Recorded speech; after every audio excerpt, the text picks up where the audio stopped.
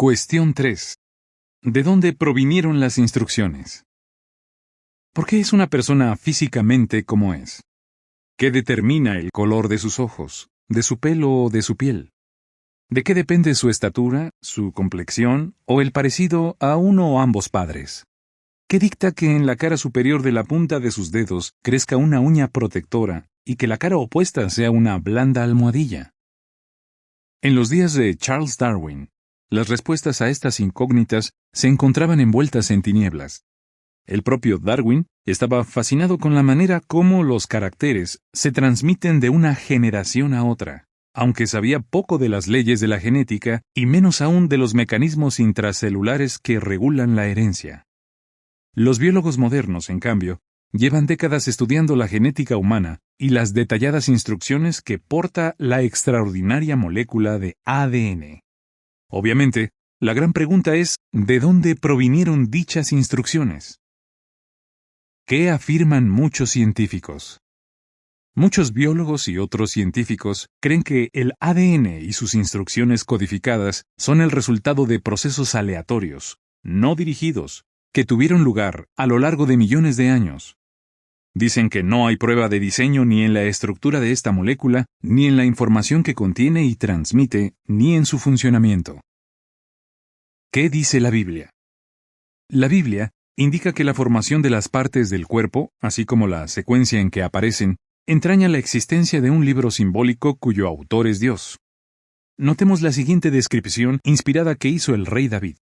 Tus ojos, los de Dios, vieron hasta mi embrión, y en tu libro todas sus partes estaban escritas, respecto a los días en que fueron formadas y todavía no había una entre ellas. Salmo 139, 16.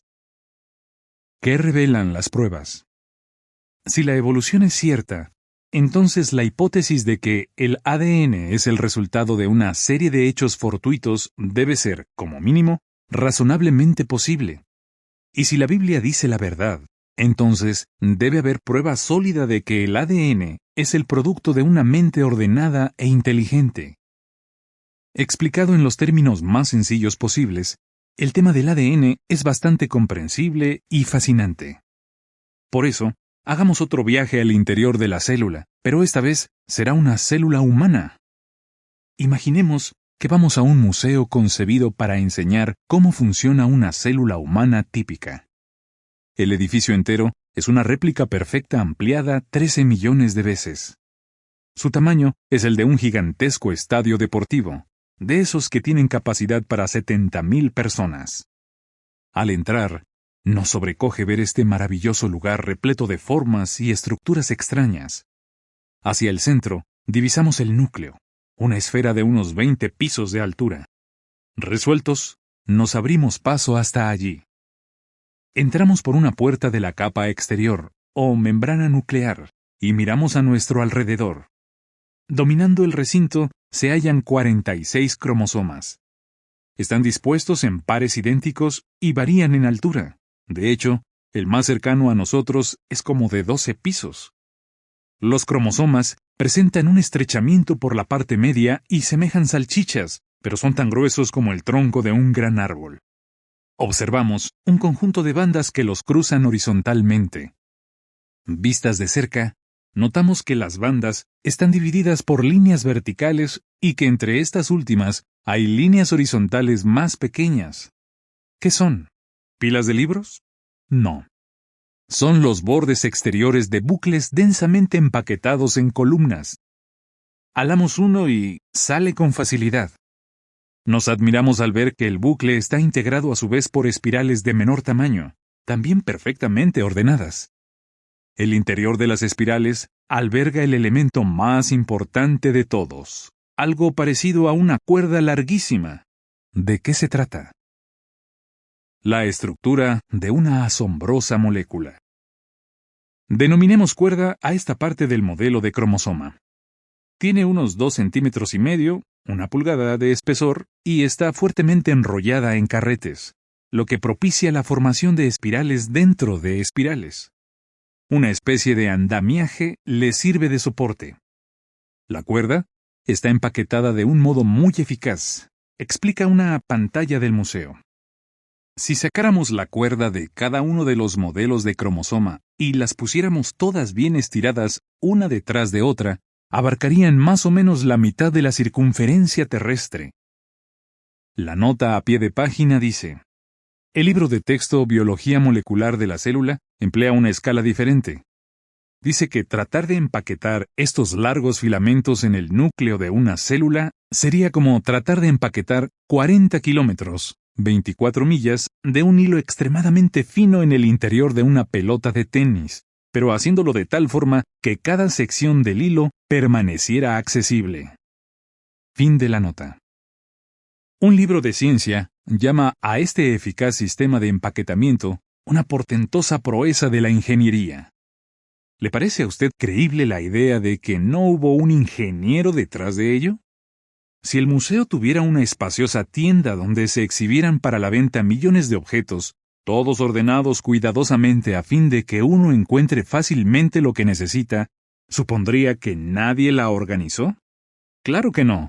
Si bien tal orden no sería nada en comparación con la proeza ya descrita. Ahora se nos invita a tomar en las manos un segmento de la cuerda y contemplarlo de cerca. Al palparla, advertimos que no es una cuerda ordinaria. Está formada por dos hebras enrolladas, una alrededor de la otra y unidas por pequeñas barras equidistantes. El conjunto tiene el aspecto de una escalera de caracol. Entonces caemos en la cuenta. Tenemos en la mano un modelo de la molécula de ADN, uno de los grandes enigmas de la vida. Una molécula de ADN, cuidadosamente empaquetada con sus carretes y andamiaje, forma un cromosoma. Los peldaños de la escalera se conocen como pares de bases. ¿Cuál es su función? ¿Para qué sirve todo esto? Otra pantalla nos brinda una explicación simplificada. Lo último en sistemas de almacenamiento de datos. La clave para descifrar el ADN reside en los peldaños que conectan los dos lados de la escalera, dice la pantalla. Visualicemos la escalera partida por la mitad. De cada lado cuelgan peldaños incompletos. Estos vienen en 4 variedades únicamente, designados con las letras A, T, G y C.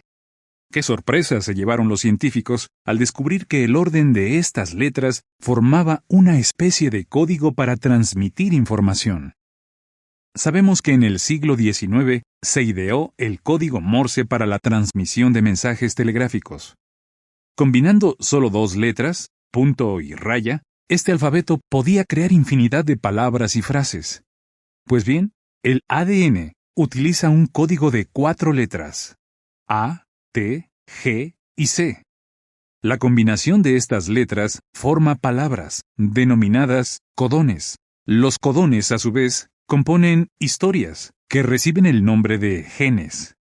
Cada gen contiene 27.000 letras en promedio. Los genes y los largos tramos que los separan conforman capítulos, que son los cromosomas.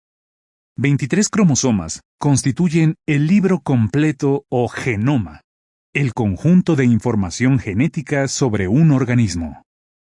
La nota a pie de página dice: las células poseen 2 copias íntegras del genoma para un total de 46 cromosomas. Fin de la nota. El genoma sería un libro inmenso. ¿Cuánta información contendría? El genoma humano está constituido por unos 3.000 millones de pares de bases o peldaños. Imaginemos una enciclopedia formada por volúmenes de más de 1.000 páginas cada uno. El genoma llenaría 428 de tales volúmenes. Sumándole el duplicado que posee cada célula, el número ascendería a 856. Si una persona se dedicara a teclear la información del genoma en una jornada de 40 horas semanales, sin vacaciones, tardaría alrededor de 80 años. Por supuesto, el resultado final no sería de ningún provecho, pues ¿cómo se meten centenares de pesados volúmenes en cada una de los 100 billones de microscópicas células que componen el cuerpo humano? Comprimir tanta información desborda por mucho nuestra capacidad. Un profesor de biología molecular y ciencias informáticas dijo: un gramo de ADN que ocupa en seco alrededor de 1 centímetro cúbico puede almacenar aproximadamente la información de 1 billón de discos compactos. ¿Qué implica esto? Recordemos que el ADN contiene los genes, las instrucciones para construir un cuerpo humano único. Toda célula posee un juego completo de instrucciones.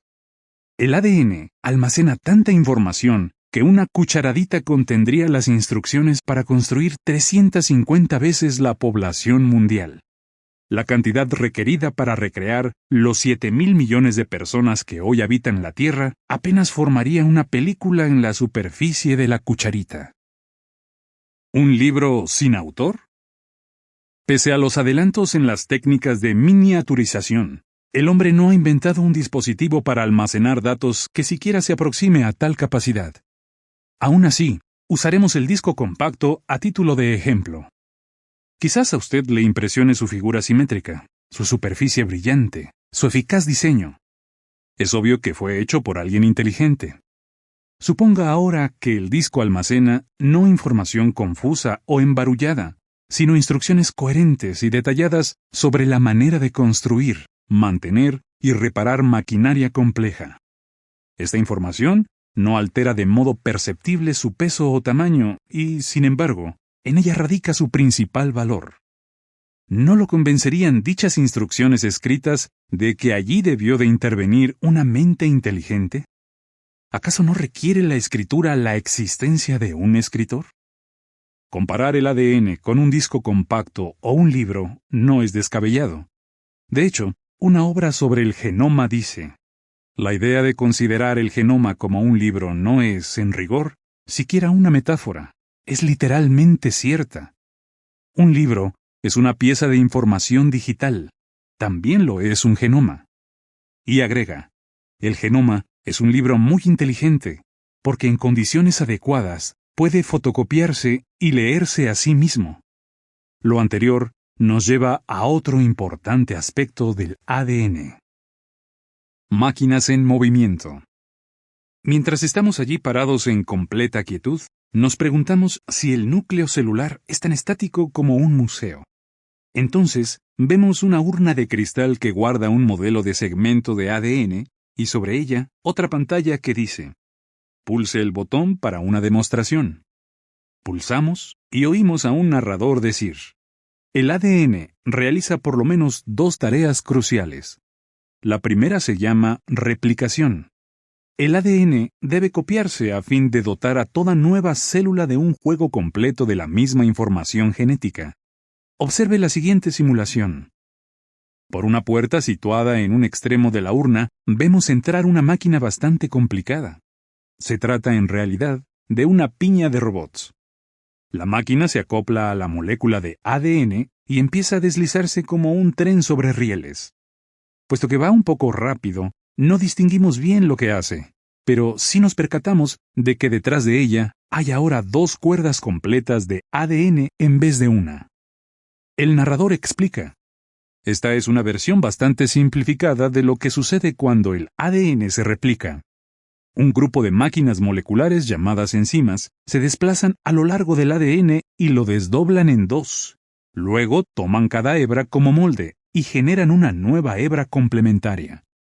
Resulta imposible mostrarles todos los dispositivos que entran en acción, como el aparatito que va delante de la máquina replicadora cortando una de las 2 hebras para que el ADN rote libremente y así evitar el superenrollamiento. Tampoco podemos enseñarles cómo se efectúan las múltiples correcciones de pruebas. Las erratas se detectan y se enmiendan con pasmosa exactitud. Lo que sí podemos enseñarles es la velocidad. ¿Se fijó en aquel robot que va a toda marcha? En la realidad, la maquinaria de enzimas avanza sobre los rieles del ADN a una velocidad de 100 travesaños o pares de bases por segundo. Si los rieles fueran los de una vía férrea, esta locomotora circularía a una velocidad de 80 kilómetros, 50 millas por hora. En las bacterias, estas diminutas máquinas replicadoras alcanzan una velocidad 10 veces mayor. En la célula humana, legiones de dichas máquinas se ponen a trabajar en distintas secciones de los rieles del ADN y copian el genoma entero en tan solo 8 horas. La siguiente es información suplementaria. una molécula que se lee y se copia. ¿Cómo se lee y se copia el ADN con tanta exactitud? Las 4 bases químicas utilizadas en la escalera del ADN, A, T, G y C, forman los peldaños emparejándose siempre del mismo modo. A con T y G con C. Por lo tanto, si tenemos un lado de la escalera, sabremos la composición del lado opuesto. Así, si la secuencia de uno es GTCA, la del otro será CAGT. Aunque los peldaños incompletos varían en longitud, forman peldaños uniformes cuando se unen con sus complementarios. El anterior descubrimiento llevó a otro importantísimo hallazgo sobre las propiedades de esta extraordinaria molécula: la excepcional facilidad con que puede ser copiada una y otra vez. La máquina de enzimas encargada de la replicación toma unidades de las 4 sustancias químicas mencionadas, las cuales flotan libres en el entorno nuclear, y completa cada peldaño de la cuerda desdoblada de ADN. Así pues, la molécula de ADN es como un libro que puede leerse y copiarse infinidad de veces. En el curso de la vida humana, el ADN es copiado unos 10.000 billones de veces, con pasmosa fidelidad. Retorno al artículo. Lectura del ADN. Los robots replicadores de ADN salen de la escena. Aparece otra máquina, que también se desplaza a lo largo de un tramo de ADN, aunque más lenta. Vemos entrar la cuerda de ADN por un extremo y salir por el otro, intacta. Pero una nueva hebra sencilla brota por un orificio distinto de la máquina, como una cola creciente. ¿Qué está pasando? El narrador prosigue. La segunda tarea que realiza el ADN se llama transcripción. El ADN nunca abandona el refugio seguro del núcleo. Entonces, ¿cómo se leen y se utilizan sus genes, es decir, las recetas para fabricar todas las proteínas constitutivas del cuerpo humano? Primero, la máquina de enzimas que estamos viendo localiza una región del ADN donde se ha activado un gen mediante señales químicas procedentes del exterior del núcleo. Enseguida, hace una copia del gen valiéndose de una molécula de ARN. El ARN se parece bastante a una hebra sencilla de ADN, pero es diferente. Su tarea consiste en recoger la información codificada de los genes contenidos en el ADN. Extrae dicha información mientras se halla en la máquina de enzimas y la transporta fuera del núcleo a uno de los ribosomas, donde será utilizada para sintetizar una proteína. La demostración nos ha deslumbrado. Quedamos muy impresionados por el museo y por el ingenio de quienes diseñaron y construyeron sus máquinas. ¿Y si fuera posible poner en marcha el museo con todas sus piezas para demostrar las miles y miles de tareas que se llevan a cabo simultáneamente en la célula humana? Eso sí que sería un espectáculo. Pues bien, todos esos procesos que realizan diminutas máquinas sofisticadas están teniendo lugar ahora mismo en los 100 billones de células de nuestro organismo. El ADN está siendo leído para fabricar en conformidad con sus instrucciones los cientos de miles de proteínas diferentes que constituyen el cuerpo, sus enzimas, tejidos, órganos, etc. Al mismo tiempo, está siendo copiado y corregido a fin de que cada célula nueva posea un juego limpio de instrucciones. ¿Qué importancia tienen estos hechos? Formulemos otra vez la pregunta. ¿De dónde provinieron estas instrucciones? La Biblia señala que el libro y su contenido proceden de un autor sobrehumano. ¿Es esta una conclusión desfasada o poco científica? Reflexionemos sobre lo siguiente. ¿Puede el hombre construir un museo como el de nuestro ejemplo? Sus intentos tropezarían con verdaderas dificultades. Hay muchos detalles del genoma humano y sus funciones que aún no se comprenden. Los investigadores siguen tratando de localizar todos los genes y conocer sus funciones. Y los genes son solo una pequeña porción de la cuerda de ADN. Por ejemplo, ¿cuál es el objetivo de los largos tramos que no contienen genes? En un principio se los denominó ADN basura, pero ahora la tendencia está cambiando pues es posible que tales segmentos controlen la manera y el grado de utilización de los genes. Aun si los científicos lograran crear un modelo completo del ADN, con sus máquinas copiadoras y correctoras, ¿podrían hacerlo funcionar como el original? Poco antes de morir, el famoso físico Richard Feynman escribió la siguiente nota en un tablero: «Lo que no puedo crear, no lo entiendo». Da gusto su modestia, y sus palabras son muy ciertas en lo referente al ADN. Los científicos ni pueden crear ADN con todos sus mecanismos de replicación y transcripción, ni lo entienden a la perfección. Sin embargo, algunos afirman saber que todo apareció por azar, sin dirección alguna. ¿Apoyan tal conclusión las pruebas que hemos analizado? Varios especialistas han concluido que las pruebas apuntan en la dirección contraria. Francis Crick, uno de los biólogos que descubrió la estructura de doble hélice de la molécula de ADN, opina que es demasiado compleja para haberse formado mediante sucesos aleatorios. Su hipótesis es que seres extraterrestres inteligentes debieron de enviar ADN a la Tierra para sembrar aquí la vida. En años más recientes, la postura del destacado filósofo Antony Flew, tenaz defensor del ateísmo durante medio siglo, dio un giro radical. A sus 81 años, empezó a creer que una inteligencia tuvo que haber intervenido en la creación de la vida. ¿Qué propició el cambio? Un estudio del ADN.